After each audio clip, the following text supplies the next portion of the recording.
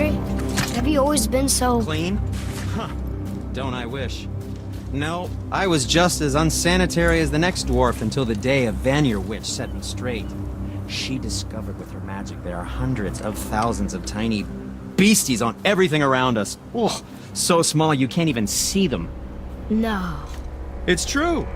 And if they get inside you, they make you sick. But the witch told me there's one wood, the oak, that's a natural deterrent. Stops the beasties from spreading. So now, I make all my handles from oak. See? I think of these things. Okay, back to work.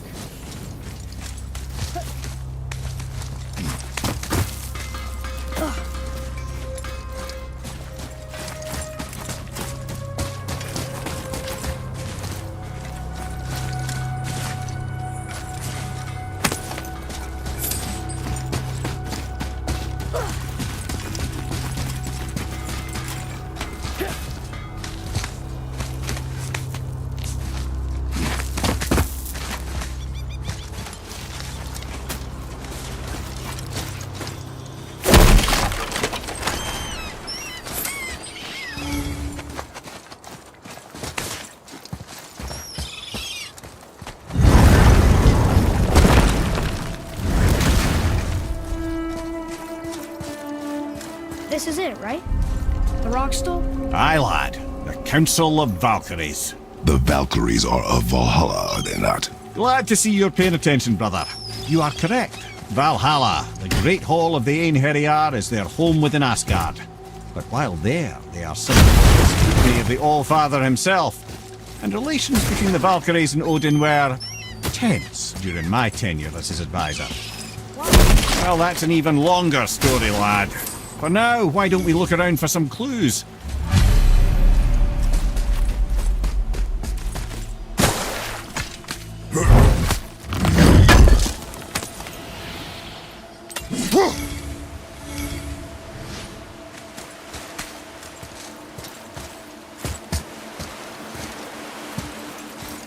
Try placing one of the Valkyrie Helms on a throne.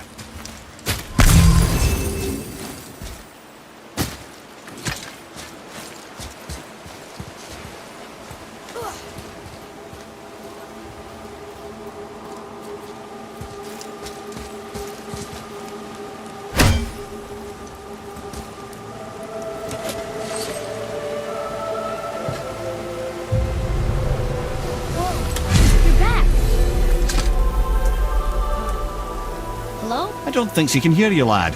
The Helms must only retain but a small portion of their owner.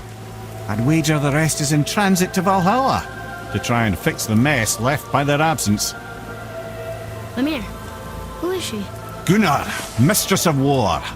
After any conflict, big or small, she would be first on the scene, sussing out the worthy spirits for a free trip to Valhalla.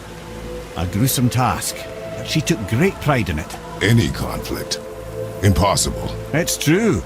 She had help from her sisters, of course, but Gunnar was always first to arrive. Her judgment of the fallen was unparalleled, and an invaluable resource to Odin. She was one of his favourites.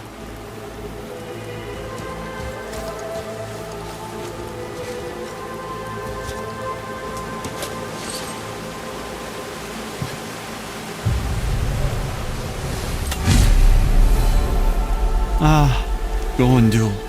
Beautiful Gondul. And? Huh? That's it? Beautiful Gondul? No story or anything? Oh, sorry, lad. The sight of Gondul always took my breath away. Gondul had a silver tongue, a sharp wit, and struck a figure so stunning it literally drove men insane. Odin forbid her from setting foot in Midgard after a time, as insanity is not a welcome trait in Valhalla.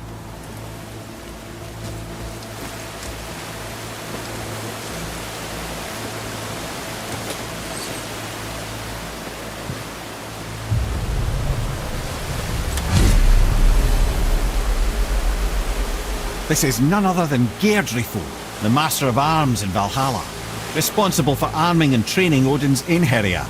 His what? His army come Ragnarok. The entire reason Valhalla exists, you see. The Einherjar wait in the Great Hall endlessly, feasting, drinking and fornicating themselves silly. Once Ragnarok begins, Odin calls them into service to fight on his behalf. Deirdre Fool had her hands full training that lot.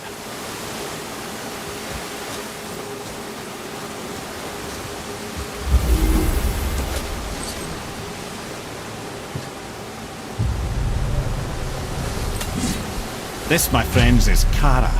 Now, Valkyries are volatile by nature, but Kara, the lass is wild storm personified. A wild storm.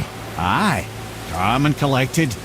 Then the air would shift and the fury of her storm would unleash. It was beautiful in a way, assuming you could find proper shelter.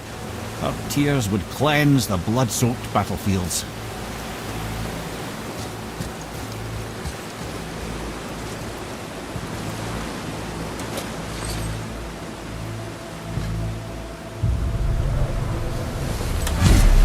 This is Rota, a chooser of the slain. I thought all the Valkyrie did that. Not exactly, lad. Although that is what they're most famous for, and by far their greatest responsibility. You've seen what happens to the dead without the judgment of the Valkyries. Hellwalkers. That's right. Rota, Gunnar, Skuld. Without them to clean up the aftermath of battle, hell overflows with souls meant for Valhalla. A sorry state of affairs. Rota must be beside herself.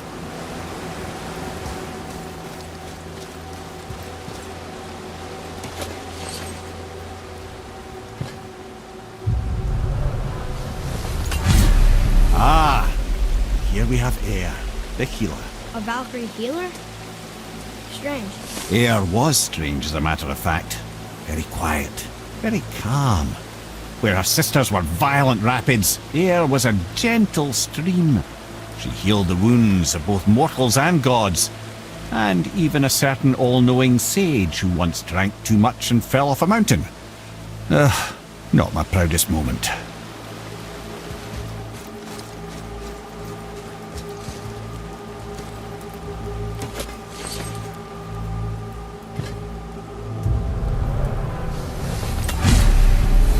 Well, well, Hilda, mistress of battle. She and Odin got on quite well, actually. Her and the other Valkyries, not so much. She would spend most of her time here in Midgard observing discord between the living, and sewing some up herself from time to time. She lived for conflict. Some say she was conflict personified. I wonder what will become of her now that she's free.